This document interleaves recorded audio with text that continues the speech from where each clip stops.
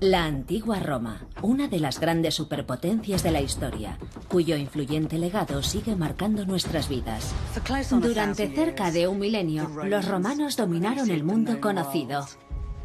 Su extraordinario imperio presagió una era de prosperidad y estabilidad sin precedentes. Pero también se impuso a través de la violencia y la opresión. El ascenso de Roma a la gloria no fue inevitable. Su épica historia a menudo se decidió en momentos críticos muy determinados. A lo largo de esta serie voy a explorar 8 días clave que, en mi opinión, ayudan a explicar el éxito extraordinario de Roma. Para comprender el significado absoluto de estos 8 días, voy a recorrer todo el mundo romano. Tengo la increíble suerte de poder acceder a este yacimiento arqueológico para estudiar sus asombrosos hallazgos. Cuando excaváis algo como esto, ¿qué pensáis de los romanos que vivieron aquí en aquella época? Creemos que cometieron un genocidio. E investigar las complejidades de lo que era ser romano.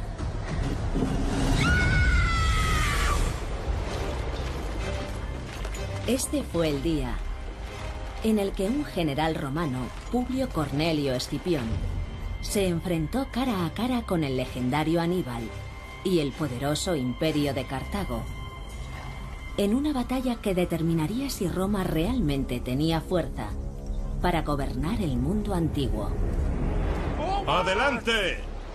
8 días que marcaron la historia de Roma, la última batalla de Aníbal.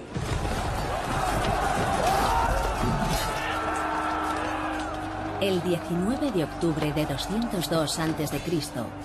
se decidió el futuro de 2 grandes civilizaciones en el implacable desierto del norte de África, en un lugar llamado Zama. Desde mi punto de vista, fue un día crítico en la historia del mundo antiguo.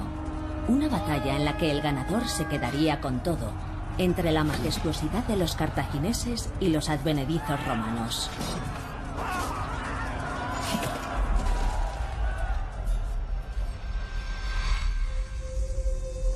Now, 500 años antes de aquella titánica batalla, Roma era prácticamente como cualquier otro asentamiento mediterráneo. En su caso, un puñado de viviendas de madera a orillas del río Tíber protegidas por las montañas circundantes.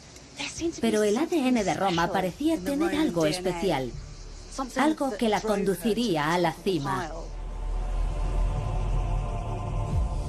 Su ambición inexorable y su amor a la guerra condujeron a Roma al día en que se enfrentaría al ejército cartaginés en Zama. Los romanos pensaban que su cultura guerrera era un derecho desde el mismo nacimiento de su ciudad. Los fundadores de Roma, Rómulo y Remo, eran para todos los buenos romanos hijos de Marte, dios de la guerra. Se decía que el hecho de que Rómulo asesinara cruelmente a su hermano para gobernar solo marcó desde el primer día el carácter de Roma, resuelto, sangriento y despiadado. Incluso para los estándares de la antigüedad, los romanos amaban la violencia, la agresividad y la ambición. Parece que aquel pequeño estado tenía la ruda e inexorable determinación de dejar su huella en el mundo.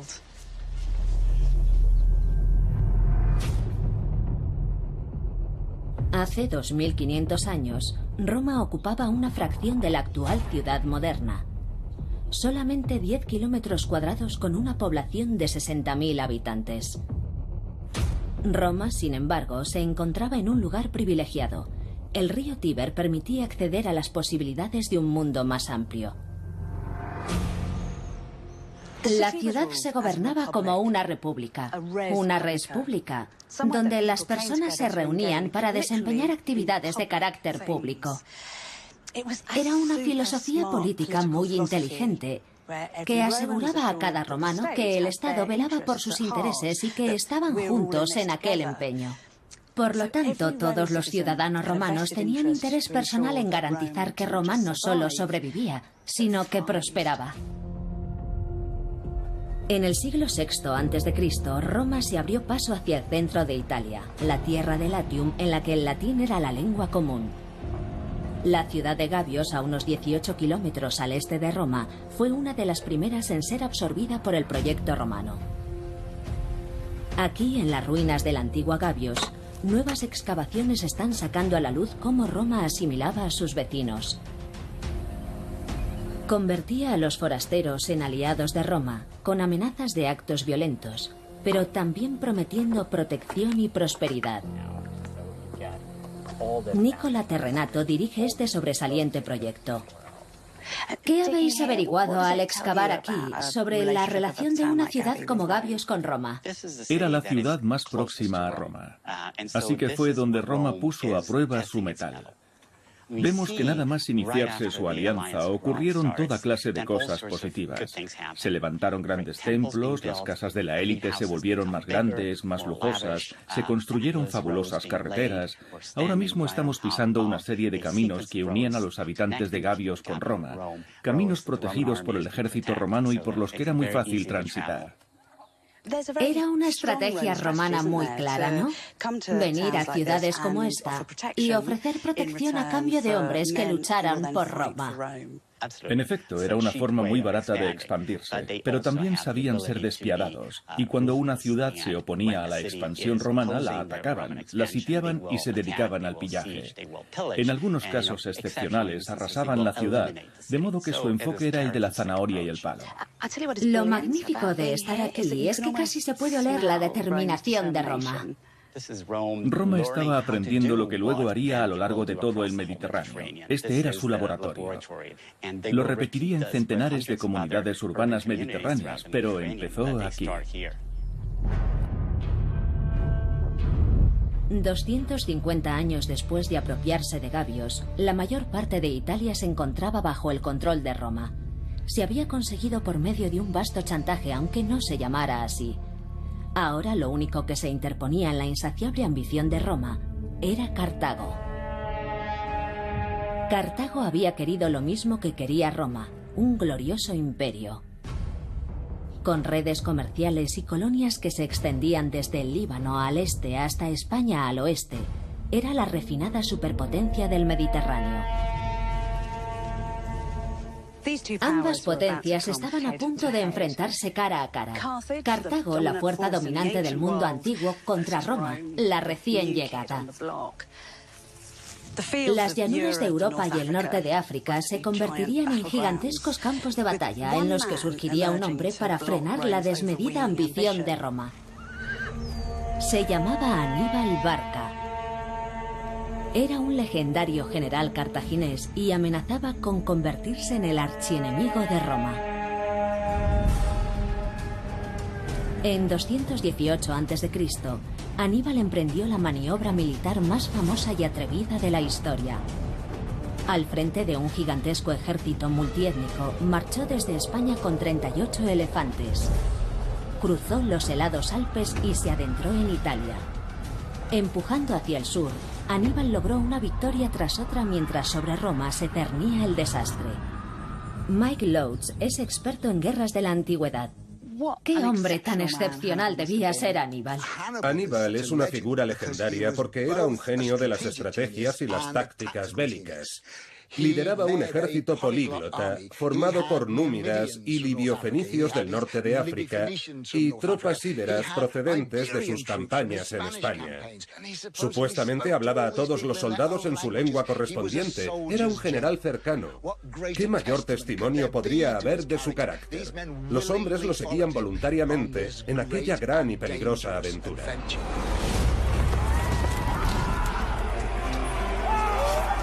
Roma luchaba desesperadamente contra Aníbal y sus tropas, que avanzaban arrasando su patria.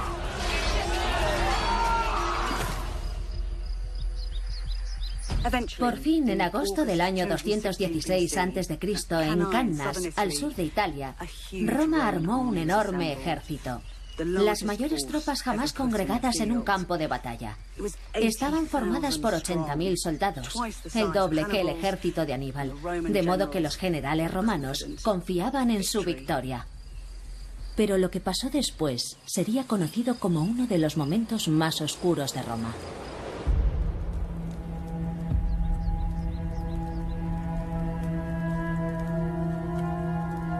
Más de 40.000 hombres, algo más de la mitad del ejército romano, fueron masacrados. La victoria de Aníbal en Cannas es una de las hazañas militares más memorables de todos los tiempos.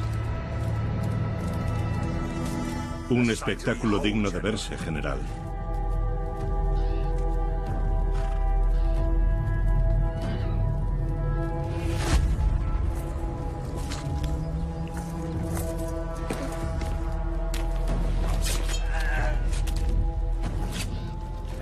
Pero según uno de los más importantes historiadores romanos, Livio, del vergonzoso baño de sangre de Cannas, nació un auténtico héroe romano: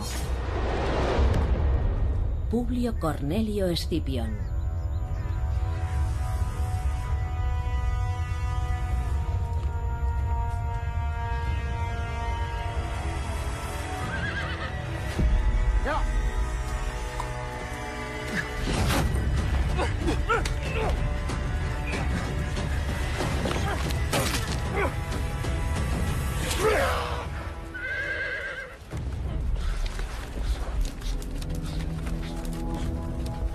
Sería el hombre que se enfrentaría a Aníbal en Zama y demostraría al mundo por qué Roma era la excepción y había nacido para gobernar.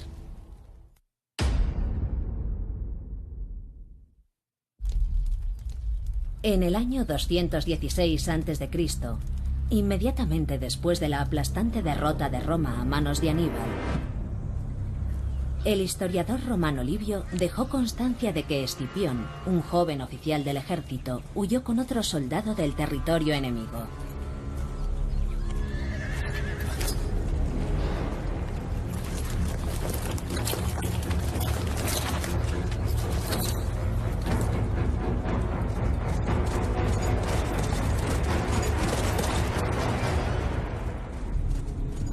Después de la matanza en Cannas, el compañero de Escipión era uno de los muchos hombres dispuestos a desertar del ejército romano.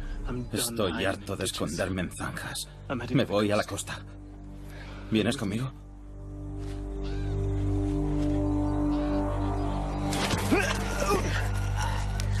Juro que nunca desertaré de Roma. Si rompo mi juramento, que el propio Júpiter me conduzca a una muerte infame. ¡Ahora tú! Quítame la espada del cuello y juraré. ¡Jura! Juro que nunca desertaré de Roma.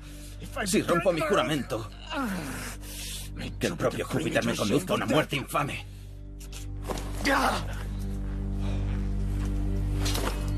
Que Escipión se negara a abandonar a Roma en aquel momento crítico, A Roma se va por aquí. se convertiría en parte de la cultura popular de Roma. En una guerra en la que todo iba mal, sobresalió la valentía de Escipión. De hecho, personificaba todas las cualidades que valoraban los romanos, y en particular, la virtus. La palabra latina virtus viene de vir, que significa hombre. Todo el que poseía virtus era valiente y fuerte en nombre de Roma. Y a cambio, Roma le otorgaba gloria y dignitas. Es decir, una fama gloriosa y una dignidad reconocida. Aquellas cualidades definirían a Escipión como un héroe romano de manual. No obstante, inmediatamente después de la derrota en Cannas, aquella idea de gloria parecía muy lejana. Cuando la noticia de la matanza llegó finalmente a Roma, un sentimiento recorrió la ciudad: el miedo. Aníbal podía aparecer en cualquier momento. La ciudad amenazaba con caer presa del pánico. Casi todos los hogares habían perdido a alguien y los aullidos de los dolientes llenaban las calles. Los políticos tenían que controlar la situación. En la época de Cannas, el Senado romano, a cargo de la administración de la ciudad, convocó una reunión de emergencia en un edificio que ahora está enterrado bajo esa iglesia. Sin saber qué hacer, el Senado buscó la orientación de una figura pública perteneciente a una de las familias romanas más distinguidas. Quinto Fabio Máximo, un veterano hombre de estado y condecorado general, desaconsejó luchar contra Aníbal en Cannas. Senador. Y asumió el gobierno de la ciudad. Una de las primeras actuaciones de Fabio Máximo fue prohibir a las plañideras en las calles en un afán por recuperar la calma. Es más, se prohibieron los llantos, pero eso no bastó. El historiador romano Livio nos cuenta qué pasó después. Fue una extraordinaria y para nosotros espantosa medida.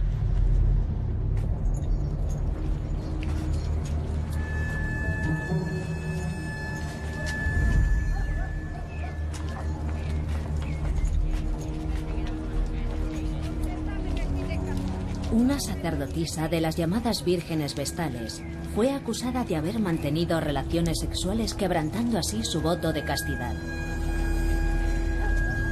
Fabio Máximo alegó que había enfurecido a los dioses y ellos habían castigado a Roma con la devastadora derrota de Cannas. Para apaciguar a los dioses, ordenó que la Virgen Vestal fuera castigada con un terrorífico destino: el sacrificio humano.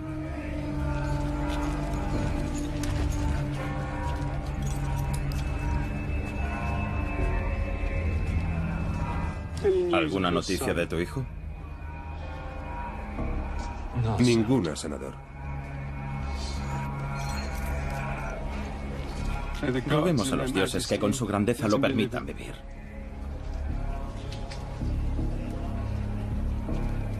¿Realmente es necesario este espectáculo? Roma no es nada sin el favor de los dioses.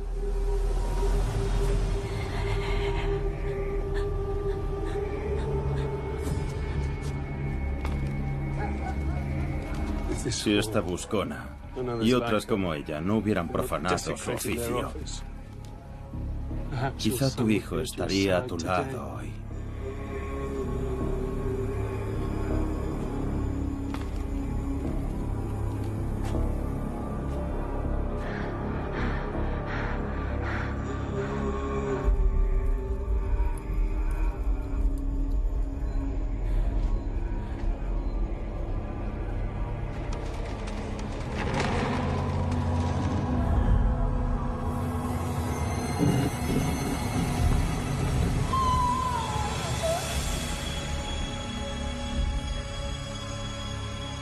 Fue un asesinato ritual llevado a cabo por el pueblo desesperado por superar el trauma de su derrota. Al pensar en los romanos, no debemos imaginarnos hombres y mujeres como nosotros vestidos con togas. Su sociedad se comportaba a menudo de forma muy primitiva y profundamente supersticiosa. Estaba rodeada de dioses, diosas, semidioses y espíritus. Mostraban un extraordinario refinamiento y en algunas ocasiones un salvajismo escalofriante. La sociedad romana era además dolorosamente machista. Las niñas eran casadas a partir de los 10 años y se representaban míticas violaciones como parte de sus ritos matrimoniales.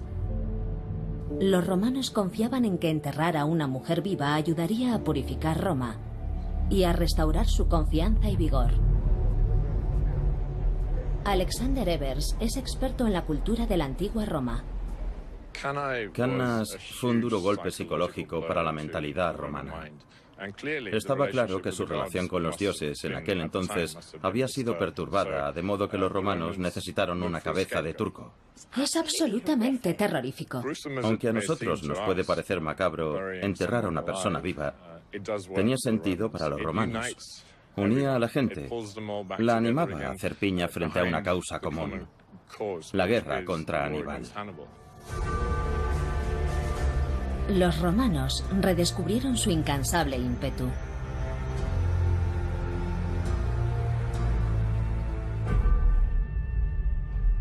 En los años posteriores a la derrota en Cannas, la guerra contra Cartago se extendió por el mundo antiguo. Fue un juego del ratón y el gato con duros enfrentamientos en tierra y mar. Mientras Roma emprendía una desesperada guerra de guerrillas en Italia, impidiendo así que Aníbal atacara la ciudad en sí, los generales romanos planeaban desestabilizar el imperio cartaginés. Y en el año 210 a.C. lanzaron su contraataque en la principal base cartaginesa, España. Para Escipión supuso la oportunidad de ascender de rango. Era un hombre singular, lo bastante valiente como para asumir una tarea que la mayoría consideraba una condena a muerte: encabezar las tropas romanas aquí, en España. Escipión solo tenía 25 años cuando se puso al mando del ejército de Roma en España y casi inmediatamente volvió la guerra a su favor al capturar tropas y ciudades cartaginesas. Pero lo hizo con una combinación de astucia y pura crueldad que se convertiría en el sello de las ofensivas romanas. Esto es Iliturgis, Andalucía, ciudad atacada por Escipión en 206 a.C. Aquí se han hecho algunos hallazgos notables que están transformando nuestra forma de entender cómo los romanos se hicieron con el control de manos de los cartagineses.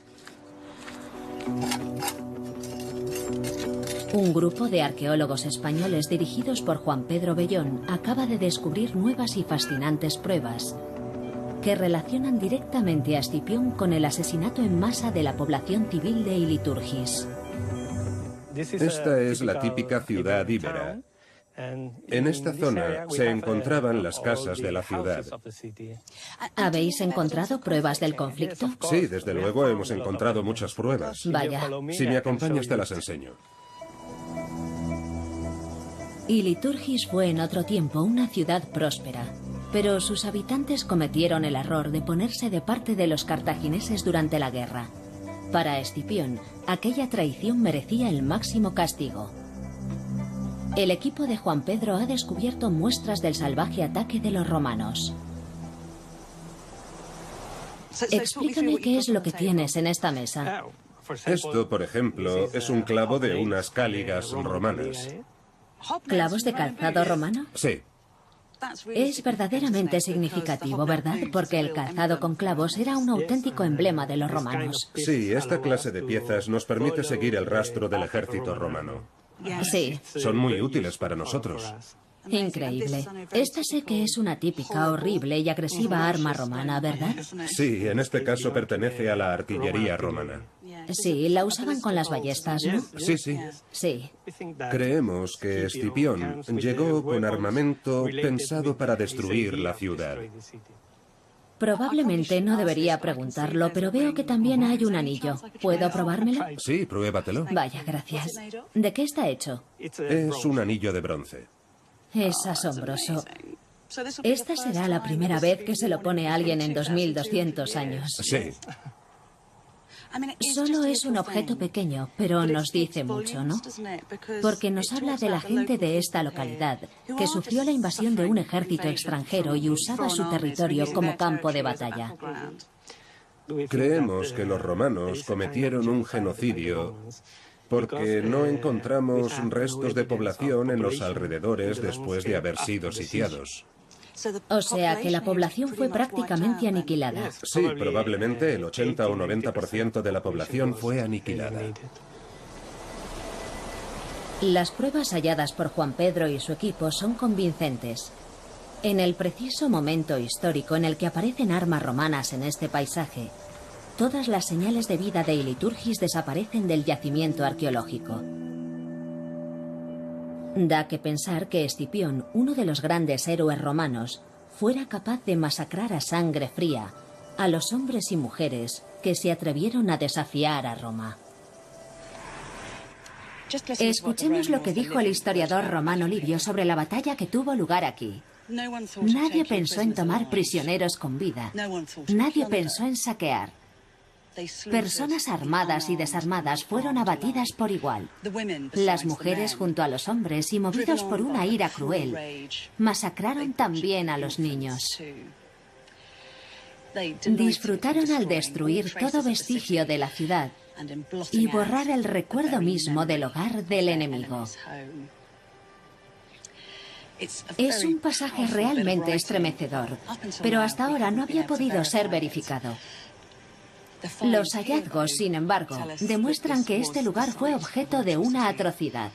La noticia de la matanza se difundió con asombrosa velocidad y propició la aparición de una de las armas más poderosas de los romanos: el miedo.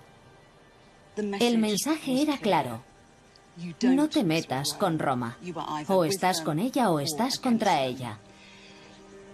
Fue una forma temprana de terrorismo de Estado.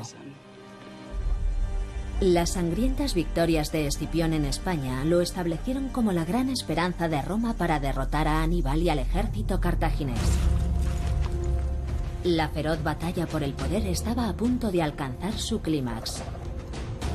En un enfrentamiento entre los dos generales, que no tendría lugar en Italia ni en España, sino en las llanuras del norte de África.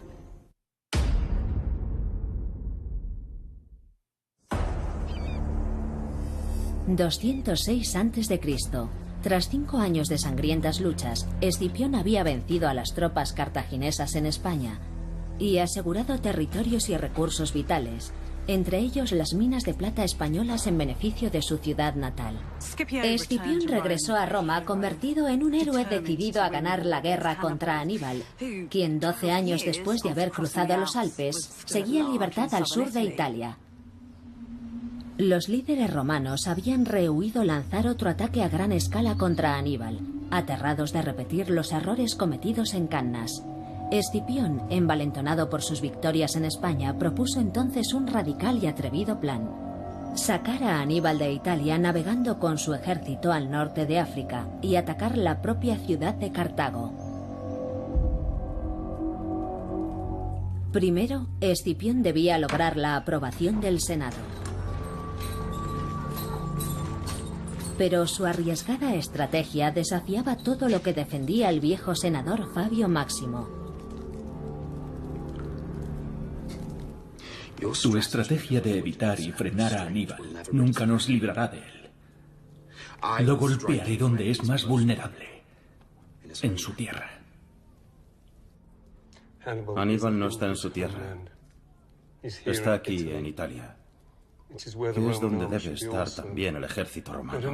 No en África, en un viaje de vanagloria y saqueo. No tengo tiempo para esto, anciano. El Senado me ha pedido que hable contigo y hemos hablado.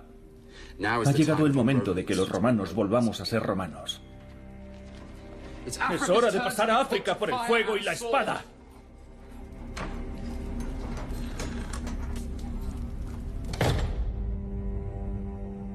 Finalmente, 2 años después de volver de España, el Senado cedió y Escipión puso rumbo a África. Cuando la propia ciudad de Cartago se vio amenazada directamente, Aníbal fue forzado a regresar a su patria. De momento, el audaz plan de Escipión parecía estar funcionando. En octubre de 202 a.C., en las llanuras de Zama, cerca de 130 kilómetros al interior de Cartago, ambos ejércitos se encontraron cara a cara.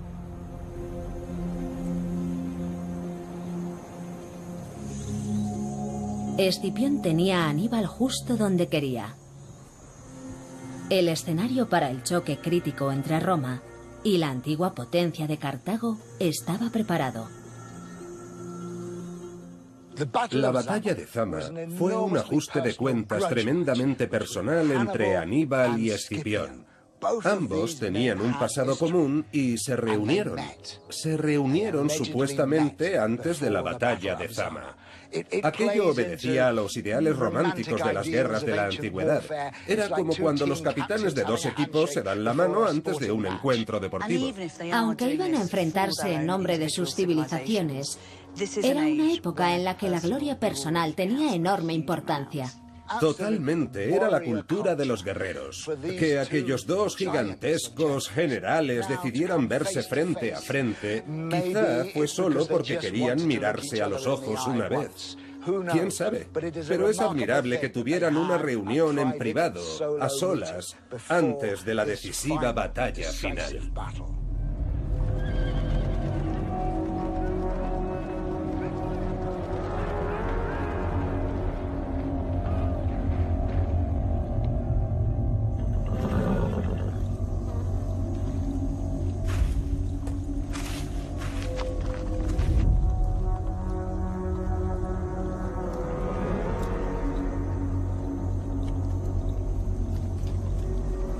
Paz cierta o esperanza de victoria incierta. Lo primero, te lo ofrezco ahora. Lo segundo estará en manos de los dioses. Estos son mis términos. Debéis poneros tú y tu patria enteramente a mi merced.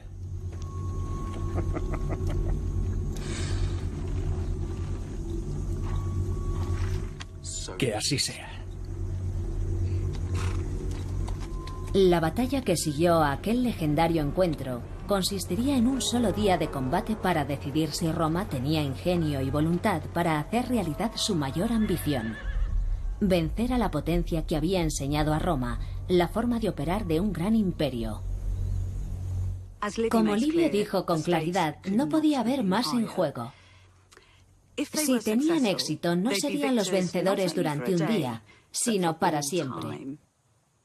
Sabrían antes de que acabara el día siguiente si sería Roma o Cartago quien dictase las leyes de sus naciones. No solo África e Italia, sino el mundo entero sería el premio de su victoria. Pero tan grande como el premio sería el peligro de la derrota. Esto fue escrito 200 años después de Zama. Sabemos, por lo tanto, que la batalla causó un gran impacto en la imaginación de los romanos.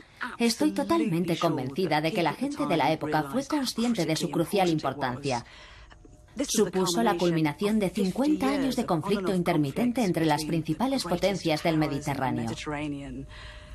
Efectivamente, el ganador se quedaría con todo.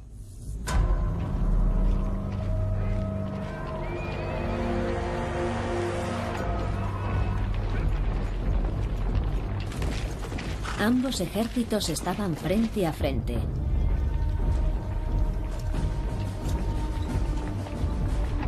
Aníbal con 36.000 soldados. Escipión con 30.000.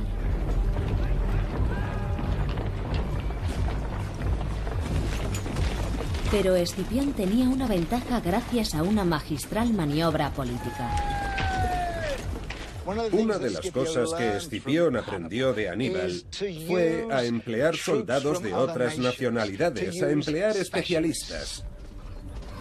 Tenía a los númidas del norte de África con su caballería infinitamente superior, sus jabalinas y sus veloces y ágiles caballos, que habían sido vitales en todas las campañas de Aníbal a través de Italia durante 16 años y que ahora combatían junto a Escipión. La cuestión crítica de esta batalla es que nos recuerda que los romanos no usaban solo la fuerza bruta, sino también el cerebro, pues llevaban años ganándose a los númidas. La diplomacia es tan importante como los efectivos militares. Por supuesto, las tornas habían cambiado. Había sido el arma secreta de Aníbal y ahora era el arma secreta de Roma. Gracias al historiador Polibio conocemos el discurso que cada uno de los generales pronunció ante sus tropas. Si superáis a vuestros enemigos, ganaréis para vosotros y vuestra patria el mando indiscutible y la soberanía sobre el resto del mundo.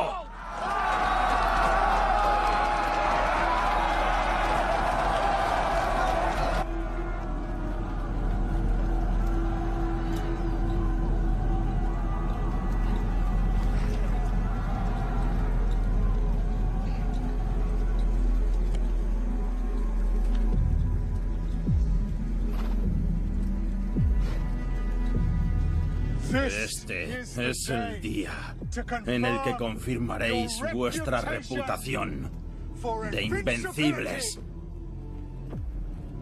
Luchad con valentía y defended vuestra orgullosa reputación de ejército que nunca ha conocido la derrota.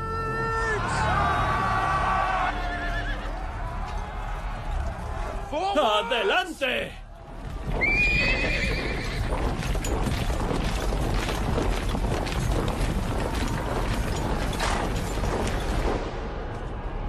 La caballería númida de Escipión atacó de inmediato a la pequeña tropa de caballería de Aníbal y la persiguió hacia el desierto. Pero al distanciarse del campo de batalla, Escipión perdió temporalmente su única ventaja. Ambos ejércitos entonces chocaron.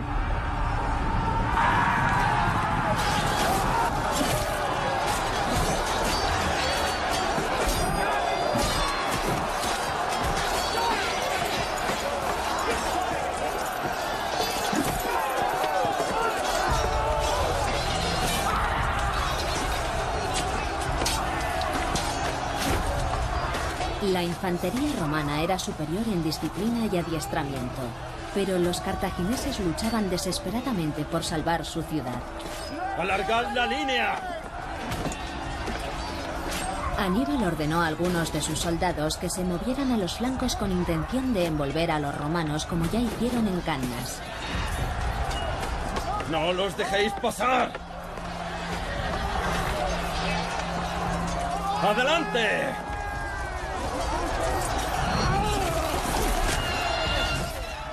Hasta ahora el ejército de Escipión se había mantenido firme ante unas tropas más numerosas, pero de repente se vio rodeado por los cartagineses frente a la élite de Aníbal, veteranos endurecidos en la guerra a los que éste había retenido para asestar ahora el golpe mortal. La decisión que tomara Escipión en aquellos instantes decidiría el destino de dos grandes imperios.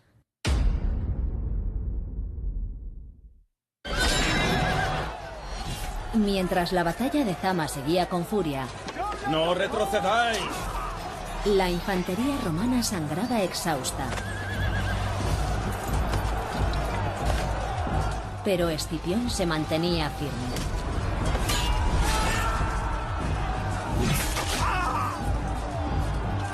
¡Romanos! ¡Adelante! ¡Adelante!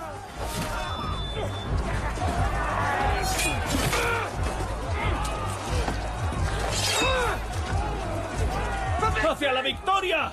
La caballería superior de Roma seguía desaparecida, así que Escipión envió refuerzos al centro del campo de batalla. ¡Venga, adelante! ¡En formación! ¡Vamos! Entretanto, los veteranos de Aníbal amenazaban con atravesar las líneas romanas. ¡Vamos, vamos! ¡El centro debe resistir! Nuestras mejores tropas están demasiado lejos. ¡Luchad!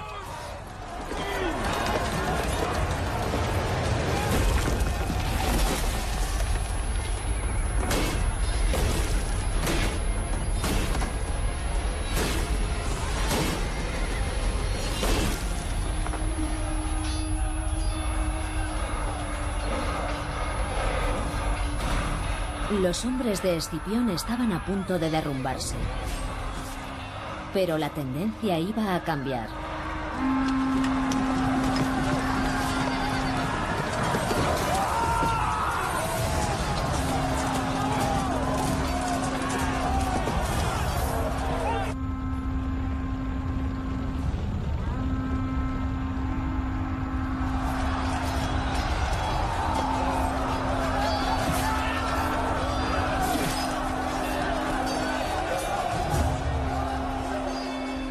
La batalla continuaba desde el amanecer.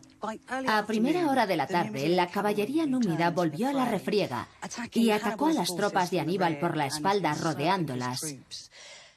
Igual que 14 años antes, Aníbal había rodeado al ejército de Roma en Cannas.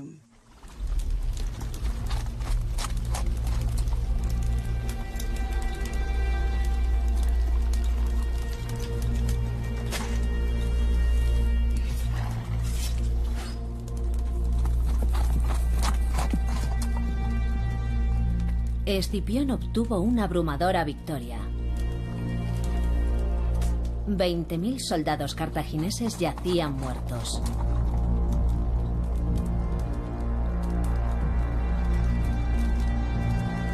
El ejército de Aníbal había sido completamente aniquilado. ¡Roma! ¡Victoriosa!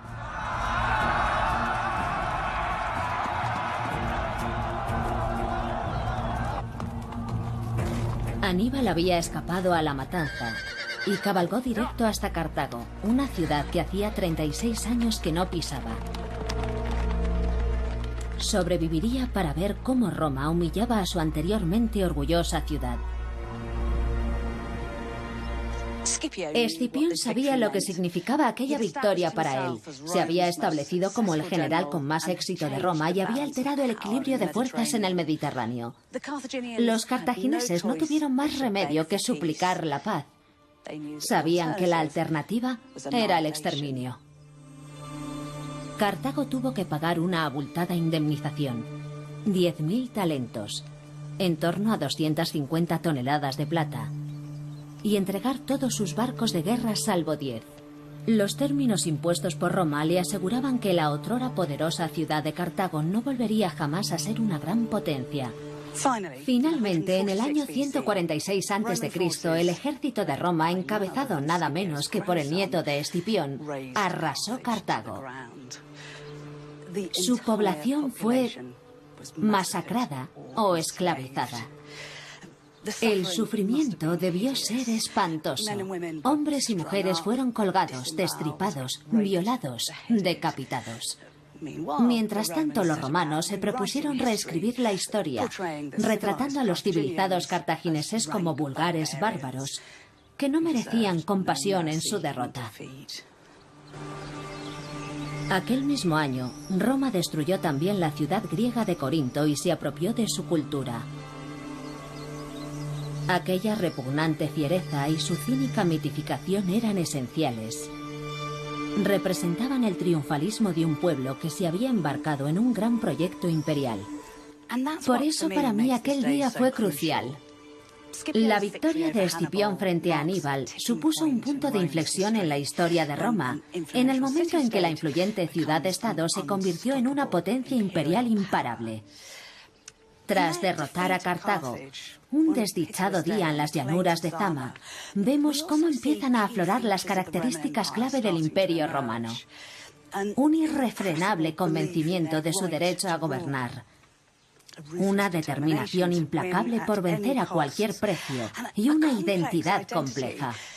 Idolatraban el honor y la honradez, mientras instigaban campañas basadas en la violencia y el terror. Bienvenidos al nuevo y valiente mundo romano. En el siguiente episodio, el nuevo imperio romano se verá amenazado desde dentro. El día en que un esclavo se fugó y lideró una rebelión sangrienta que podría acabar con el legado de Escipión. Me llamo Espartaco.